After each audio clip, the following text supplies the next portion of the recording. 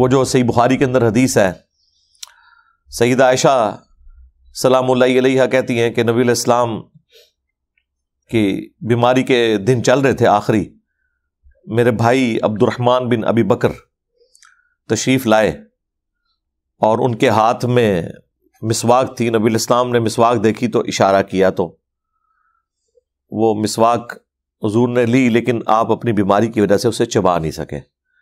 تو نبی علیہ السلام نے مجھے وہ مسواک دی اور میں اشارہ آپ کا سمجھ گئی کہ اس کو نرم کیا جائے. بیسیکلی حضور کو اب اس وقت مسواک کی ضرورت کوئی نہیں تھی، یہ امت کی ترغیب کے لیے تھا تاکہ امت دانتوں کی صفائی کا خیال رکھے.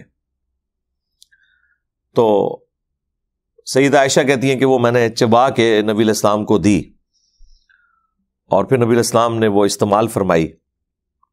اور اس کے آگے الفاظ ہیں، سیدہ عائشہ کہتی ہیں کہ مجھے اللہ نے شرف دیا کہ اللہ تعالیٰ نے میرے تھوک کو اور رسول اللہ کے تھوک کو یعنی لعاب دہن مبارک کو ایک جگہ جمع کر دیا. کس طرح جمع کیا؟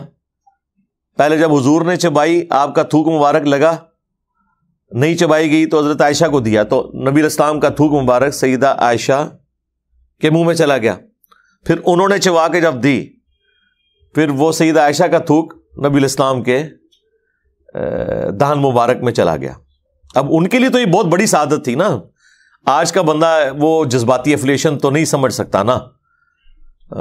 جن کو سمجھ آیا ان کو آپ پوچھیں، ہم سے پوچھیں تو ہم سمجھ سکتے ہیں کہ کتنی یہ ایکسٹراڈنری کسی شخص کے حق میں خوبی ہو سکتی ہے.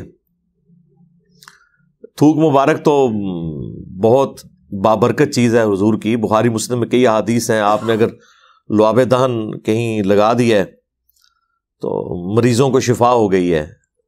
بخاری مسلم میں نہیں آیا کہ مولا علی کو اشوب چشم تھا خیبر کے موقع پر، آپ نے تھوک لگائی ہے اور وائرل ڈیزیز ختم ہو گئی ہے. حالانکہ وہ تو اپنا پورا پیریڈ کرتی ہے، جتنا بھی اس کا ایک کچھ دنوں کا 15-20 دن کا پیریڈ ہوتا ہے، لیکن وہ فوراً شفا ہو گئی.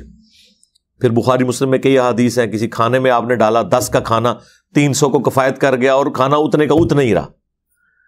کسی کنویں میں آپ نے کلی کر کے ڈال دیے تو وہ کنواں خشک تھا، اس میں پانی آ گیا. یہ بھی حدیث بخاری مسلم میں موجود ہے. تو نبی علیہ السلام کا یعنی تھوک مبارک تو ایک بڑی سعادت کی بات ہے. اسے کون اس کو سمجھ سکتا ہے جس کو احادیث کا پتہ ہے.